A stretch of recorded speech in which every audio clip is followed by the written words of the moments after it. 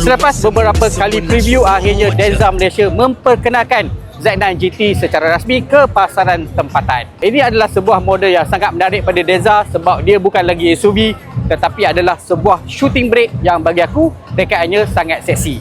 Untuk pasaran Malaysia datang dengan satu variant saja dengan dua pilihan warna, ada warna hitam dan warna silver. Sebuah shooting brake yang berkuasa tinggi, dia punya power lebih 1000 PS dan lebih 1200 Nm of torque. Apa yang membuatkan model ini lebih menarik datangkan dengan beberapa ciri yang tak ada dekat kereta lain. Contohnya dia boleh buat catwalk dan korang boleh parking parallel dengan lebih mudah.